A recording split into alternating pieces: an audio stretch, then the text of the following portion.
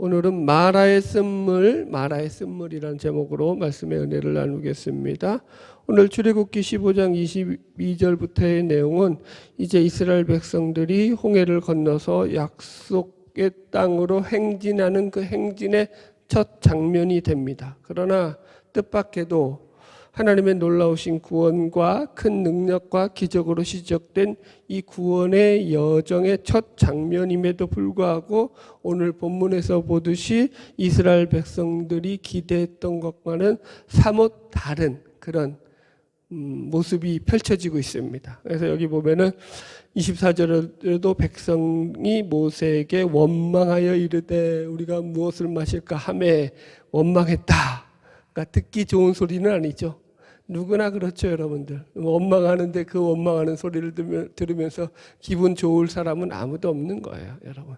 그러니까 사실 좀 이게 우리에게 그래서 어떻게 보면 좀 과제가 되고 숙제가 되는 본문이기도 해요. 자, 말씀을 읽으면서 이제 본문을 시작해 보겠습니다. 다 같이 22절로 23절, 출애굽기 15장 22절로 23절을 같이 읽겠습니다. 시작. 모세가 홍해에서 이스라엘을 인도하매 그들이 나와서 스로 강야로 가서 거기서 사흘 길을 걸었으나 물을 얻지 못하고 마라에 이르렀더니 그곳 물이 써서 마시지 못하겠으므로 그 이름을 마라라 하였더라. 아멘. 여기서 마라라는 뜻이 쓰다는 뜻이에요. 히브리어 자체로. 그래가지고 그 말 그대로 물이 써서 그 물을 마시지 못했다. 그래서 터져나오는 원망이 지금 본문의 내용입니다. 그러니까 그들이 만난 현실은 물 한 방울 제대로 얻을 수 없는 그런 광야라는 거예요. 그러자 이들의 입에서 불평이 나옵니다. 지금 어찌 보면 이것은 당연한 불평일 수 있습니다. 저도 생각해 보면 이스라엘의 원망이 공감이 가는 것이 광야에서 더군다나 물도 없는데 얼마나 사는 게 불편했겠느냐라는 거예요, 여러분들. 예전에 제가 이제 성지순례를 갔을 때 광야 체험을 하는 코스가 있었어요. 그 성지순례 가운데. 그래가지고 이제 이 사막길을 갔다가 한 오후쯤, 낮에는 더워서 못 걷고 오후쯤에 돼가지고 해 떨어지기 전까지 한 2시간, 3시간 정도 거리를 이렇게 길게 걸었던 기억이 납니다. 광야 협곡 쪽을 걸었는데 좋았을까요? 싫었을까요? 아니요, 좋았어요. 왜 좋았어요? 그거는 여행이니까. 여행에서 쉽게 말해서 코스예요. 여행 코스에서 놀러 간 거잖아요. 어떻게 보면은 성지순례지만 구경 간 거잖아요. 그러니까 광야라지만 그 길이 그렇게 험한 길이 아니라고요. 운치 있죠. 밤에 또 이게 뭐요? 이 사막이 아니라 그 뭐 협곡 같은 데로 쓱 지나가니까 물론 좀 어려운 것도 있지만 이 여행이라는 개념에서 보면 좋은 게 더 많았다고요. 그런데 여러분 지금 본문의 얘기는 이게 여행이에요, 삶이에요. 삶이죠. 삶을 광야에서 산다 생각하면 이게 끔찍하거든요. 예. 이렇게 여러분 이런 거예요, 여러분. 예를 들어서 우리가 캠핑을 갈 때도 그렇잖아요. 놀러 가면은 하루는 설레요. 캠핑 가는 기 전까지는 엄청 설레거든요. 우리 아이들하고도 나갈 때면은 이제 여름에 이제 휴가하고 나갈 때 첫날은 설레죠. 캠핑 가서 뭐 하겠다 잔뜩 사고 또 텐트도 다 정리하고. 근데 막상 나가면 첫날부터 이제 개고생이 시작되는 거죠. 여러분, 먹는 것부터 씻는 것, 자는 것 하나부터 열까지 불편하지 않은 게 없죠. 만약에 그 캠핑 생활을, 텐트 생활을 10일, 20일 한다고 생각해 보세요. 한 달, 2달 한다고 생각해 보세요. 끔찍하죠. 씻지도 제대로 못하고 제대로 자지도 못하면서 빨리 집으로 돌아와서 목욕하고 싶은 마음이 굴떡 같을 것입니다. 지금 그런 내용이에요, 여러분들. 지금 이들 가운데서 원망이 터져 나오는 것은 지극히 어떻게 보면 당연하다라고 생각을 해야 돼요.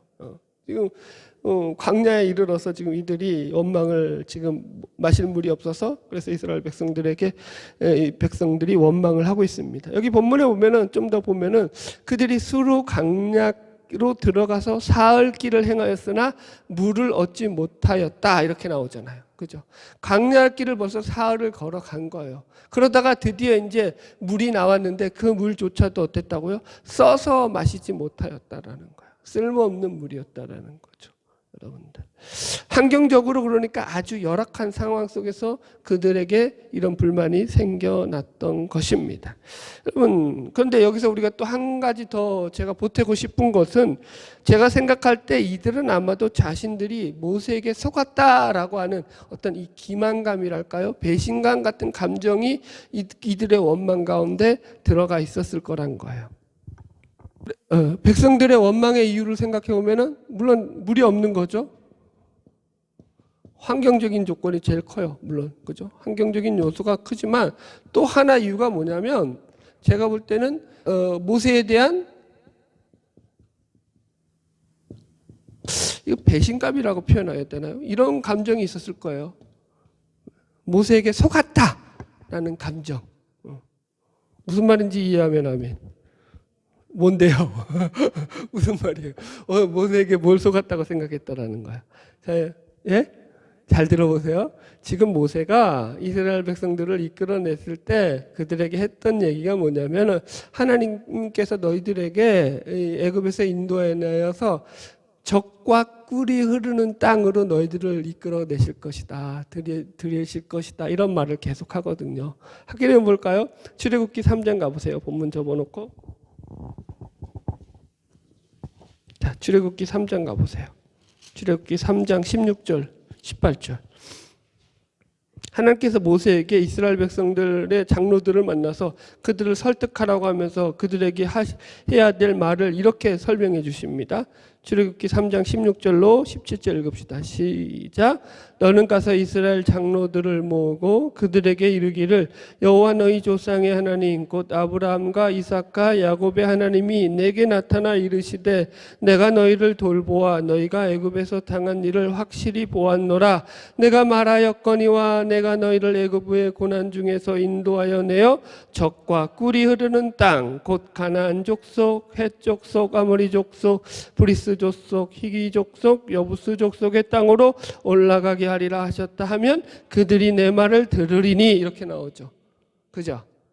그들을 그래서 설득하는 말 중에 하나가 뭐냐면, 하나님께서 너희들을 애굽에서 인도하여 내서 어디로 들어보겠다고? 적과 꿀이 흐르는 땅으로 인도하겠다, 이런 말을 들었단 말이에요. 그래서 장로들이 그 말에 설득이 된 거예요. 이게 계속 나와요. 출애굽기 13장 5절 가보세요. 조금 넘겨서 출애굽기 13장 5절. 여기서도 이제 마지막 10번째 재앙을 내리시기 전에 하나님께서 이 무교절에 대한 말씀을 모세를 통해서 이스라엘 백성들에게 전하라고 하시는데, 그 절기 가운데 이런 얘기를 하셔요. 자, 출애굽기 13장 5절 읽읍시다. 시작. 여호와께서 너를 인도하여 가나안 사람과 헷 사람과 아모리 사람과 히윗 사람과 여부스 사람의 땅 곧 내게 주시려고 내 조상들에게 맹세하신 바 적과 꿀이 흐르는 땅에 이르게 하시거든 너는 이달에 이 예식을 지켜라, 이렇게 나온다고요. 그러니까 무교절 절기, 초태색 절기를 지키는데 너희들이 이제 적과 꿀이 흐르는 땅에, 그 땅에 들어가거든 이 절기들을 지켜라, 이 약속을 지금 백성들에게 모세를 통해서 하나님이 하시는 거예요. 그래서 이 말이 무슨 말이냐면은, 이 적과 꿀이 흐르는 땅에 대한 약속은 사실 이스라엘 백성들이 애굽에서 나온 가장 큰 이유가 되는 겁니다, 여러분들.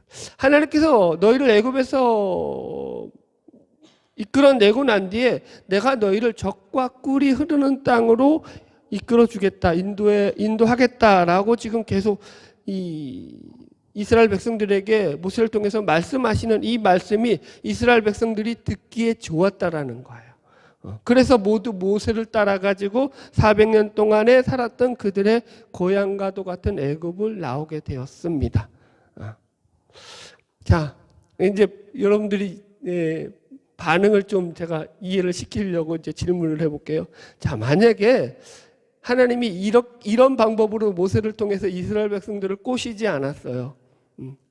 야, 니들이 저 가나안 땅으로 내가 너희들을 애굽에서 인도해내서 가나안 땅에 들어갈 텐데 그 땅에 들어가기 전에 너희들 40년 동안 광야에서 뺑뺑이 돌고 그리고 나서 들어갈 거야. 만약에 지금 오늘 그죠? 성경의 이 사건 그대로 해가지고 이런 일들에 대해서 만약에 다 말이 됐다 그러면은 이스라엘 백성들이 애굽에서 모세를 따라 나왔을까요? 안 나왔을까요? 여러분 같으면 나왔겠어요? 안 나왔겠어요? 다 안 나왔어요. 큰일 났다 이거. 그죠? 그게 그런데 솔직한 마음이라고요. 아니 애굽에서 나왔는데 애굽보다 못한 곳으로 간다 그러면 애굽에서 나오겠어요? 안 나오겠어요? 애굽이 나아요? 광야가 나아요? 예? 예? 말 못하겠어요? 애매해요? 애굽이 낫지 광야보다야. 현실적으로 애굽은 그래도 먹고 사는데 지장은 없잖아요. 광야는 당장에 먹고 살 거리가 없잖아요. 여러분 보십시오. 처음에는 그저 모세가 인도하는 대로 그래서 그들은 하나님의 놀라운 기적과 능력도 체험하면서 이 광야길로 들어섰을 것입니다. 그것이 그렇다고 해가지고 이 광야길이 그들의 여정에 있어서 그렇게 길 거라고 생각을 안 했을 거란 말이에요. 그죠? 그런데 하루길 지나고 이틀길 지나고 사흘길 지나니까 뭐가 먼저 떨어지죠? 물이 떨어지죠. 당연히 물이 제일 먼저 떨어지죠. 먹는 물이 제일 급하죠. 광야인데 또 더군다나 사막인데. 그런데 그래서 결국 이제 물을 만났는데 마실 물이 있는 그런 물가를 만났는데 그 물이 쓴 물이에요. 썩은 물이에요. 먹을 수 없는 물이에요, 여러분들. 그러니까 그 속에서 이제 복받쳐 오르는 감정이 이게 뭐냐? 이럴 바에야 왜 우리를 애굽에서 인도하여 냈느냐라는 감정이 복받쳐 오르더라는 것입니다. 제가 이제 순천에서 부목할 때 청년회에서 담당을 할 때 이 청년회 중에서 신학생이 한 분 계셨는데 그 신학생 가운데 이 청년이 이제 저한테 이제 이렇게 묻는 거예요. 이 본문의 사건을 가지고 목사님, 그래도 이 하나님께서 그들을 인도하여 낼 때 애굽에서 그저 10가지 재앙의 놀라운 기적들도 보고 홍해가 갈라지는 기적들도 보고 그렇게 놀라운 것들을 체험했으면서 왜 이 미련한 이스라엘 백성들을 하나님을 믿지 못하고 이렇게 불평하고 원망했을까요? 이것들 참 어리석다고 생각된다고 막 그런 얘기를 하는 거예요. 그래서 제가 뭐라고 대답했는지 아십니까? 네가 인생을 덜 살아봐서 그렇다. 더 살아봐라. 그렇게 대답을 했습니다. 여러분 너희가 그런 거죠. 그 친구한테 그랬어요. 너가 광야 가서 한 일주일만 살아봐라. 그 소리가 쏙 돌아갈 테니까. 여러분 우리가 이스라엘 백성이 믿음이 없으니까 하나님을 못 믿고 너무 불평만 하지 않았는가라고 이것은 획일화시키고 단순화시켜서 생각할 문제가 아니라는 거예요. 아까도 말씀드렸지만 이들은 자신들의 생각 속에서 광야의 길을 걸을 거라고 생각하고 있지 않았던 자들이라고요. 젖과 꿀이 흐르는 땅으로 들어갈 것에 대한 약속 때문에 이 애굽을 나온 자들이라는 거예요. 만약 하나님께서 처음부터 이들에게 이런 광야길에서 너희들 고생하다가 애굽 땅에 가나안 땅에 들어갈 것이다 이런 말을 했다면 처음부터 나오지도 않았을 백성이라는 거죠, 여러분들. 그래서 우리가 여기서 왜 이런 괴리감이 생기느냐? 신앙과 현실에서 생기는 괴리감이라니까요. 이런 부분들이. 여러분 우리가 무조건 뭐 불평한다고 해서 그 불평이 잘못되었다라고 해석해 버리면 어떤 문제가 생기냐면은 신앙이 획일화된다고요. 문제가 발전이 안 된다고요. 문제가 생겼는데 여러분 그 문제를 해결할 능력이 안 생긴다고요. 맨날 그런 소리 듣잖아요. 문제가 생겼는데 야 기도해라. 기도하면 하면 되는데 왜 기도 안 하고 그렇게 불평만 하고 원망만 하냐. 누구는 뭐 그런 소리 못 하나요? 그게 그러면은 기도만 한다고 해결되면은 다 기도만 했겠죠. 일이 그렇게 쉽게 해결되든가요? 그렇지 않다고요. 지금 본문의 내용도 그런 부분을 품고 있다고요. 신앙은 언제나 맹종이 아니죠. 자발적인 순종에 의해서 하나님 앞에 하나님의 말씀에 순종해서 따라가는 게 신앙이죠. 맹종이 아니에요, 여러분들. 성경을 생각하고 읽으셔야지 맹종하듯이 그냥 이걸 도식화해서 이해하면 큰일 납니다. 그래서 우리가 지금 왜 이런 괴리감이 생겼느냐를 확인해야 된다니까요. 이게 우리의 신앙의 숙제고 과제입니다. 보십시오. 하나님이 이스라엘 백성들을 구원하여 내셨습니다. 그러나 하나님이 이스라엘 백성들을 구원하여 낸 목적은 다시 씁시다. 출애굽의 목적이 뭐죠? 이게 틀리기 때문에 계속 틀리는 거예요. 출애굽의 목적이 뭐죠? 젖과 꿀이 흐르는 땅이 아니에요. 출애굽의 목적은 적과 꿀이 흐르는 땅에 들어가는 게 목적이 아니라고요. 가나안 땅이 목적이 아니라니까. 이건 표면적인 거죠. 본질적인 건 뭐죠, 목적이? 하나님의 백성 삼으심이죠. 왜 출애굽을 시키죠? 계속 왜 이스라엘 백성들을 하나님께서 애굽에서 건져내시려고 하죠? 그들로 내 아들 삼고 내 장자 삼고 내 백성 삼아서 나를 섬기게 하려고 내가 그들을 애굽에서 인도해냈다. 여태까지 계속 확인했어요. 여기에 대해서 또 확인 안 해도 여러분들 머릿속에서 출애굽 계속 들었으니까 이해가 가실 거예요. 여러분, 이게 가장 중요한 출애굽기의 포인트예요. 그러니까 하나님께서 이스라엘 백성들을 애굽에서 인도해 내시면서도 모세를 통해서 또 바로 왕을 통해서 이스라엘 백성들을 통해서 계속했던 것이 너희들 애굽 땅에서 나와서 너희들이 나를 예비하고 나를 섬기고 나를 경배하는 백성이 되게 하려고 내가 너희를 애굽 땅에서 인도하여 냈다. 이 얘기를 계속 하신다고요. 여러분들. 자, 왜 가나안이 목표가 아닌지가 제가 하나 예를 들어서 찾아봅시다. 사사기가 보세요. 사사기서 2장 1절 2절 말씀. 자, 구약의 사사기 조금 넘기면 나와요. 신명기, 여호수아, 그 다음에 사사기죠. 시작. 여호와의 사자가 길갈에서부터 복임으로 올라와 말하되 내가 너희를 애굽에서 올라오게 하여 내가 너희의 조상들에게 맹세한 땅으로 들어가게 하였으며 또 내가 이르기를 내가 너희와 함께한 언약을 영원히 어기지 아니하리니 너희는 이 땅의 주민과 언약을 맺지 말며 그들의 제잔들을 헐라하였거늘 너희가 내 목소리를 듣지 아니하였으니 어찌하여 그리하였느냐. 그러므로 내가 또 말하기를 내가 그들을 너희 앞에서 쫓아내지 아니하리니 그들이 너희 옆구리에 가시가 될 것이며 그들의 신들이 너희에게 올무가 되리라 하였노라. 여호와의 사자가 이스라엘 모든 자손에게 이 말씀을 이름해 백성이 소리를 높여 운지라. 그러므로 그곳을 이름하여 복임이라 하고 그들이 거기서 여호와께 제사를 드렸더라. 여러분, 이게 무슨 얘기냐면은 이제 사사기는 가나안 땅에 들어가서 벌어지는 일이에요. 사사시대의 일이죠. 그죠? 근데 하나님께서 이 사사들에게 하는 말 중에 무슨 얘기를 하냐면은 여호와의 사자를 보내서 복임이라는 땅에 사시는 말씀이 너희들 왜 그 땅 들어가서 내가 다 우상들 헐어버리고 내 언약을 지키라고 했는데 왜 내 말 안 듣느냐? 그래서 내가 너희들 내 말을 안 듣고 내 말에 순종하지 않음으로 말미암아 내가 너희들에게 약속했던 그 땅의 그 뭐죠? 이 모든 그 사람들을 다 민족들을 쫓아내지 않고 그래서 그것들이 너희들에게 남아서 너희 옆구리에 가시가 될 것이다. 그래서 너희들에게 올무가 될 것이다. 이렇게 말해요. 가나안 땅에 들어갔는데도 불구하고 그 땅에서 계속 이제 그 옆구리가 되는 것들이죠. 가시가 되는 것들이죠. 모압이 쳐들어오고 암몬이 쳐들어오고 블레셋이 쳐들어와서 그 땅에서 계속 전쟁이 끊이지 않죠. 가나안 땅인데 그게 왜 일어났다고요? 그들이 하나님 말씀에 순종하지 않음으로 해서 그런 일들이 발생하더라는 거죠. 지금 성경이 지적하는 부분 이해 가시겠죠? 그래서 가나안 땅에 들어갔음에도 불구하고 하나님의 말씀을 듣지 않자 하나님께서 그들에게 내리신 그 징벌들로 인해 그들이 이제 고통을 당하게 되었다라는 될 것이라는 얘기를 듣고 지금 백성들이 통곡을 했다고요. 이 복음이라는 게 울다 이런 뜻이잖아요. 통곡하고 그곳에서 그래서 애통했기 때문에 그 땅 이름을 복임이라고 했다라는 거예요. 보세요. 가나안 땅은 젖과 꿀이 흐르는 땅이요 축복의 땅이요 기쁨의 땅이 되어야 되는데 그 땅이 큰 울음의 땅이 되고 말더라는 거예요. 젖과 꿀이 흘러야 될 그 땅이 울음의 땅이 됐다는 게 도대체 무슨 말이죠? 여러분들?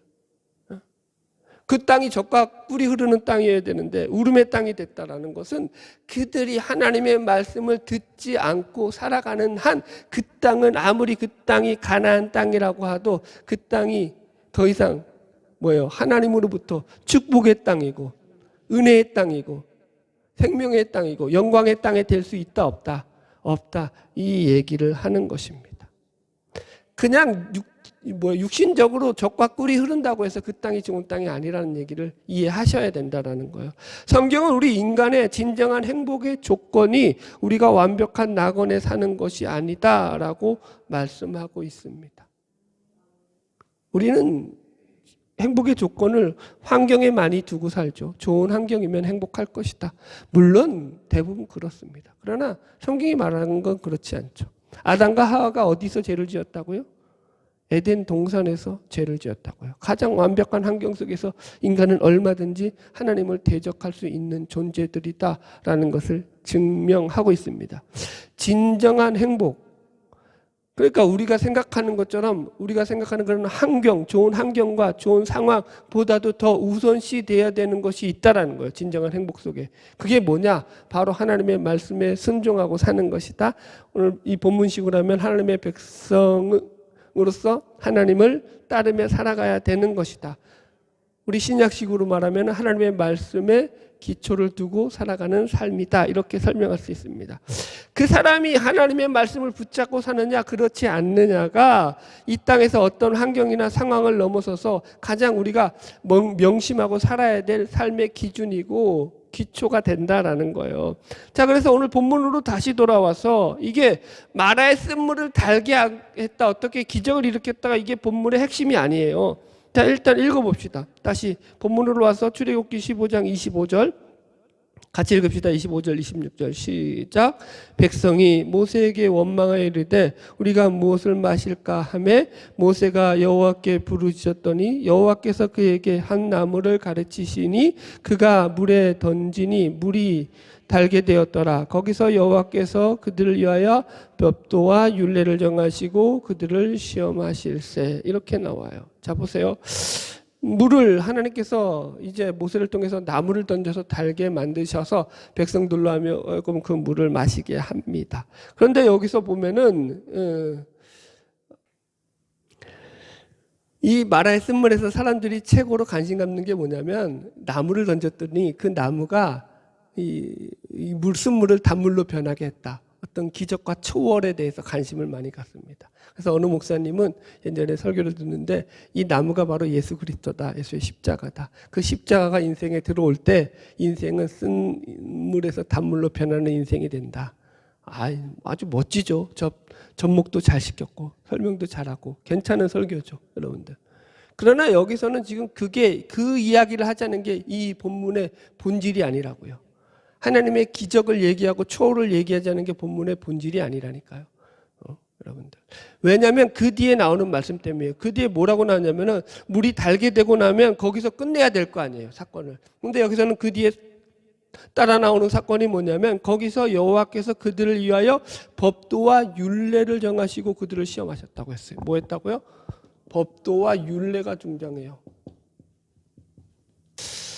자, 법도와 율례, 아직까지 십계명이 주어지기 전입니다. 시내산에서 십계명을 받기 전, 율법이 주어지기 전이에요. 그래서 완전한 이건 계명은 아니에요. 그런데 그럼에도 불구하고 하나님이 지금 완전한 십계명과 이 어떤 율법을 주시기 전에, 시내산에서의 어떤 계명을 주시기 전에 이 마라에서 미리 하나님께서 모세를 통해서 법도와 율례를 정해 주셨다고 했어요. 그러니까 이게 완벽한 건 아니지만 어느 정도 모양이 갖춘 성문화된 법조항들을 만들어 주셨다라는 거예요. 무슨 말인지 이해 가시죠? 왜 이걸 만들죠? 여기 답을 써놨잖아요. 규칙과 질서를 세우는 거죠. 그죠? 여러분들. 무질서하게 니들 마음대로 뭐 그냥 질서도 없이 막 그냥 아무렇게 행해도 된다. 이게 아니라고요. 이제는 어떤 질서를 가지고 거기를 따라오라 이렇게 말하는 거죠. 고속도로에서 100km 이상 달리면 과속이고 어디는 110km 이상 달리면 과속이다. 그런 게 있죠. 이런 법도가 있죠. 그래서 그걸 지켜야 되죠. 그걸 어기면 과속 딱지가 카메라 찍히면 날라오죠. 그래서 질서라는 게 세워지죠. 법규라는 게 이름으로 규칙이 세워지고 지금 그 얘기하는 거예요. 하나님이 이걸 왜 만들죠, 여러분들?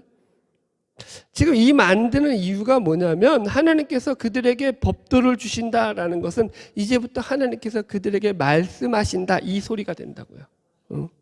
그래서 너희들이 하나님의 백성이고 하나님이 너희들을 통치하는 주권자가 되신다라는 이런 어떤 여태까지 계속 말씀드렸던 출애굽의 목적의 이제 그 시작이 여기서부터 이제 시작되는 거예요.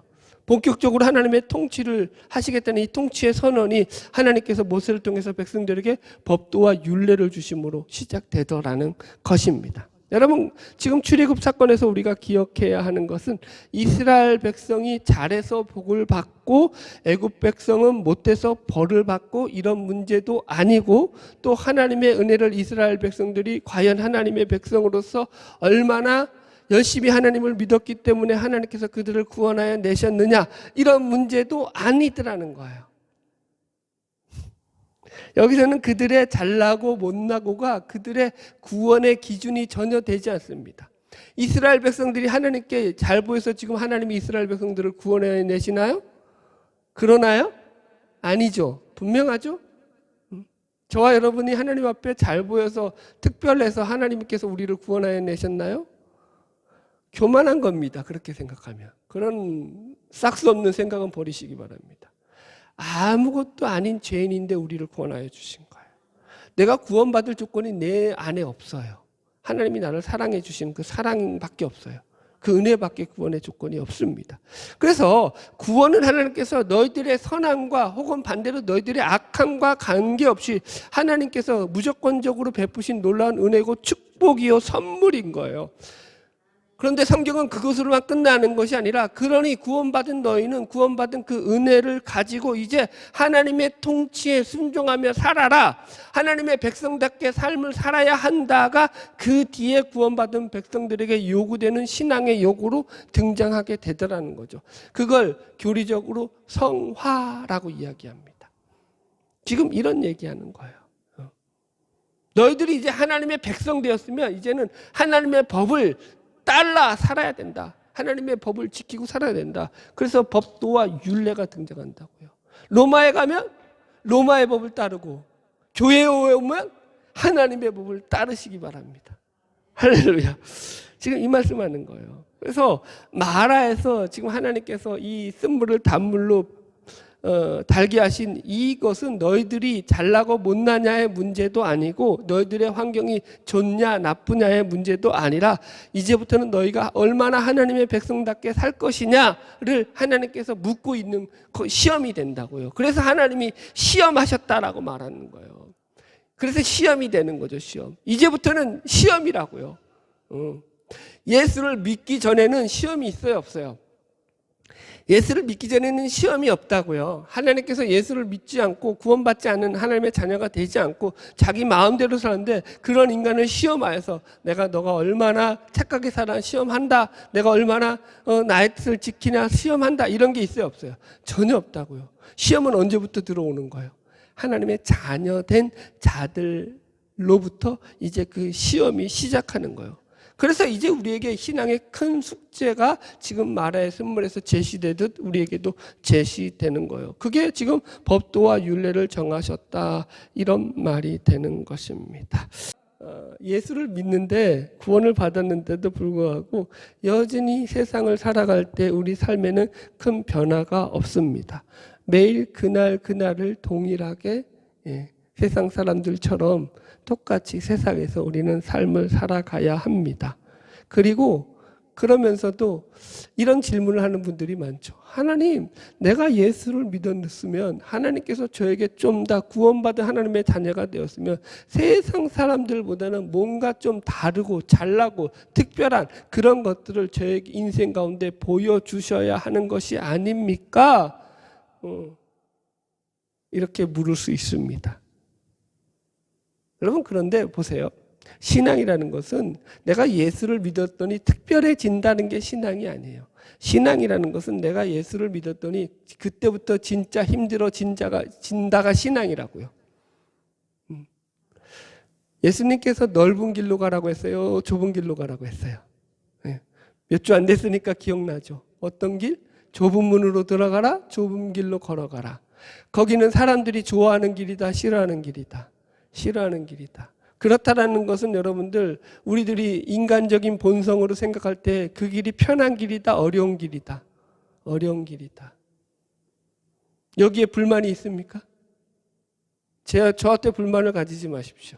저는 목사일 뿐입니다. 하나님의 말씀을 대언하는 자일 뿐이고, 예수님께서 얘기하신 말씀입니다. 많은 사람들이 넓은 길로 가면서 자기가 좁은 길로 가고 있다고 착각하죠. 신앙을 그렇게 착각하고 믿고 있죠. 여러분, 제가 앞으로도 계속 다루겠지만 이스라엘 백성들이 광야 생활을 하면서 계속 불평하는 게 뭐냐면은 환경을 바꿔달라는 거예요. 이 환경의 문제죠. 이제 조금 뒤에 하면 뭐죠? 먹을 게 없어요. 그러면서 불평을 하죠. 그래서 만나를 주죠. 그러니까 또 나중에 가서 뭘 불평하죠? 아니, 어떻게 만나만 먹고 살아요? 고기도 좀 주세요. 여러분들. 광야 생활을 여러분 동경하면 안 돼요. 물론 광야 생활은 고난의 생활이고 역경이고 환난의 생활이에요. 여러분들. 그러나 그 생활은 우리가 하나님을 믿는 삶, 우리의 신자의 삶 가운데서 꼭 필요한 삶이라고요. 그게 없으면 인간은 교만하죠. 자만하죠. 자기의에 충만하죠. 여러분들. 왜 하나님이 우리를 광야로 이끄실까요? 자, 보세요. 구원하고 나서 얼마든지, 이건 뭐 홍해길에서도 다뤘죠. 하나님이 애굽에서 그들을 구원하고 나면 얼마든지 블레셋인의 길을 통해 가지고 왕의 대로를 통해 가지고 사흘 나흘이면은 가나안 땅에 들어가는 그 좋은, 그죠? 고속도로로 쫙 이끌어 가지고 가나안 땅에 들여보내실 수 있었어요. 하나님 그런데 일부러 그 길로 안 인도한다고요. 그리고 어디로 이끌어 갔다고요? 홍해 광야길로 이끄셨다고요. 하나님의 의도라고요. 우리도 마찬가지라고요. 예수를 믿고 나서 하나님이 먼저 우리를 하나님의 자녀 삼으시면 자녀 삼으심과 동시에 우리를 무책임하게 너는 이제 내 자녀가 되었으니 니들 마음대로 살아도 돼 라고 이렇게 내팽개치시고 네 마음대로 살아도 돼 하고 방목하시는 그런 하나님이 아니시라고요. 그때부터 간섭하신다고요. 내 삶에 들어오신다고요. 나의 삶을 찌르신다고요. 나의 폐부를 찌르신다고요. 내 속을 찌르신다고요. 하나님을 믿게 만든다고요. 하나님의 백성답게 만든다고요. 환경보다 크신 하나님을 바라보게 만든다고요.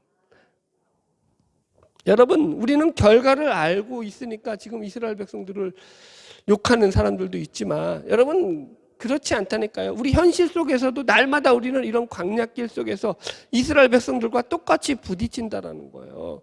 왜 예수를 믿었는데 우리에게 더 특별하고 더 좋은 것이 없습니까? 묻죠, 여러분들. 그러면서 특별하고 좋은 것들을 구해가지고 그것이 마치 하나님을 잘 믿는 수단이고 복인 양 광고를 하죠. 그게 신사도주의 운동이라고 했고 그건 기독교 이단이라고 했습니다.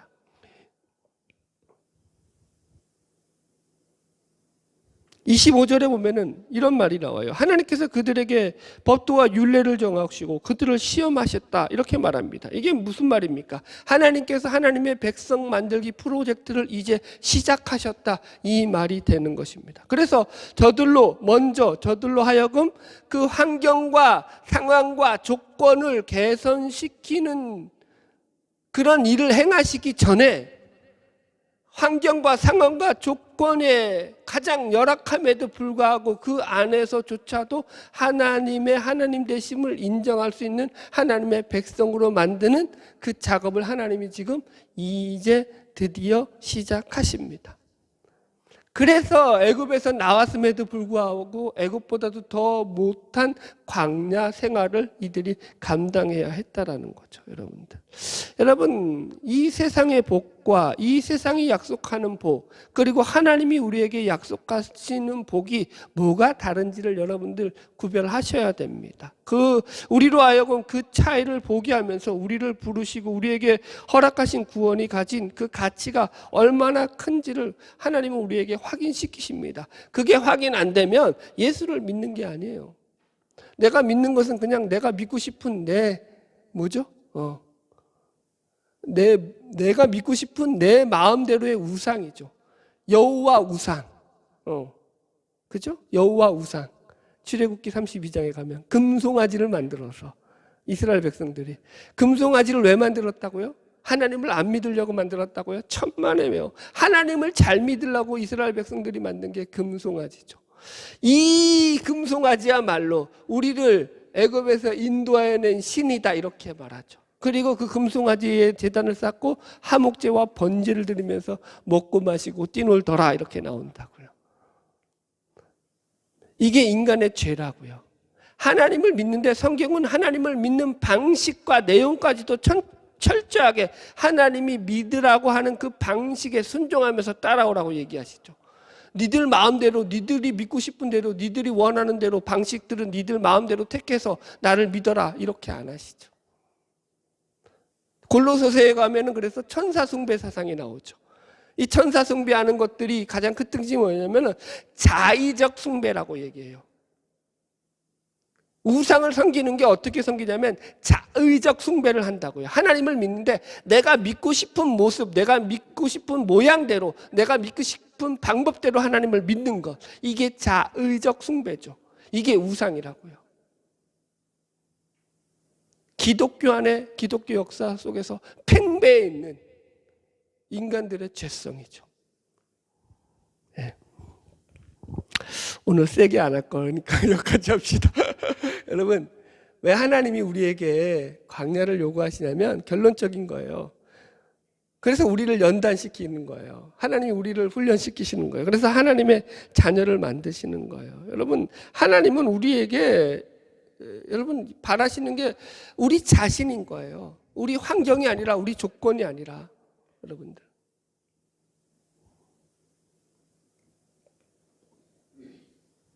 우리가 하나님을 믿었더니 이렇게 예를 내봅시다. 옛날에도 이렇게 전도를 많이 했죠. 이게 없다는 게 아니에요. 이걸 조심하라는 차원에서 이 얘기를 하는 거예요. 예수를 믿었더니 예수로 말미암아서 하나님께서 나에게 사회적 지위를 주시고, 물질적 복을 주시고, 자녀의 복을 주시고, 사업의 복을 주셔서 내가 축복받아 잘 되었다. 그러니 너도 예수 믿어라. 이런 간증들이 우리가 예수를 전하는 가장 흔한 방식입니다. 만 조심하셔야 됩니다. 그렇다면은 예수를 믿었는데 여전히 피곤하고 힘들고 지친 삶을 산다면 어떻게 예수를 전합니까? 예수를 믿었는데 여전히 감옥에 갇히고 공고한 삶을 살았던 사도 바울은 그러면 어떻게 복음을 전했습니까?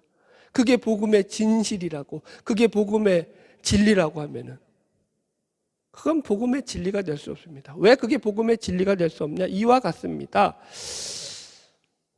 이렇게 설명해 볼게요. 예전에 TV에서 남녀의 사랑을 다루는 그런 프로그램이 나왔는데, 이제 두 사람이 결혼을 했는데 이 가정은 보니까 남자가 너무 추하고 못생긴 거예요. 너무 이제 좀 안 생겼는데 여자가 너무 미인인 거야. 이건 뭐 둘이 이게 짝이 안 되는 거야. 그러니까 그 프로가 끝나고 나서 방청객들이 다 하는 말이 저건 뭐가 있다. 남자가 집안에 돈이 많든지 아니면은 남자가 뭐가 뒤에 그 백이 있든지 부자인지 하여튼간 뭐 돈이 많든지 뭐가 있다. 그러지 않고는 저렇게 연결될 수가 없다.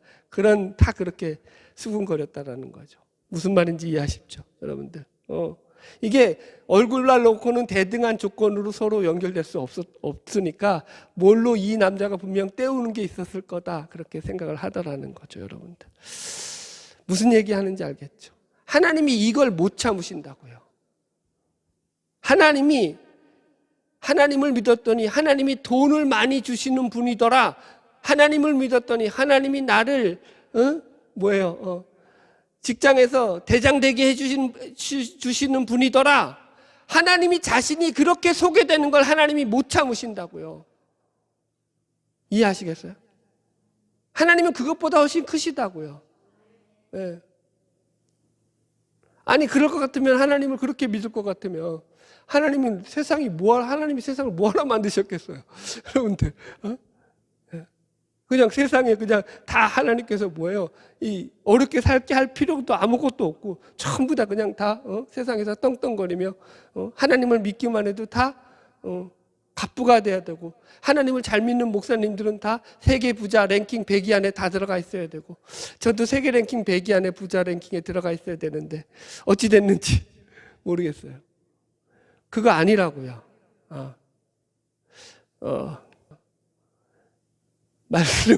말씀을 좀 이해하시길 바랍니다. 오늘 본문의 말씀을 좀 여러분 우리가 이해하시기 바랍니다. 하나님의 마음을 이해하시기 바랍니다. 결론의 말씀입니다. 오늘 우리가 마라의 쓴물이라는 주제로 우리 인생에서 하나님이 진정으로 바라시는 것이 무엇인가를 다시 한번 말씀으로 확인했습니다. 우리가 세상에서 살아가면서 우리가 세상적인 차원에서 세상적인 사람들보다 더 누리거나 가지거나 더 풍성한 것으로 하나님은 그것이 하나님됨을 증명하는 증거로 쓰이기를 원하지 않으신다 말씀드렸습니다. 그건 정말로 하나님을 정말로 무시하는 신앙 행위입니다. 그것이 없다가 아니라 얼마든지 하나님은 우리의 삶을 복 주시죠. 풍성하게 하시죠. 그러나 그것보다 훨씬 크시죠. 거기에 하나님을 묶어매면 안 돼요. 물질에 하나님을 묶어매지 마시기 바랍니다. 내 어떤 그 철학에 하나님을 묶어매시지 말기 바랍니다. 내 어떤 사상이나 내 어떤 경험에 하나님을 묶어매시지 마시기 바랍니다. 그것보다 크신 분입니다. 훨씬 더 커요.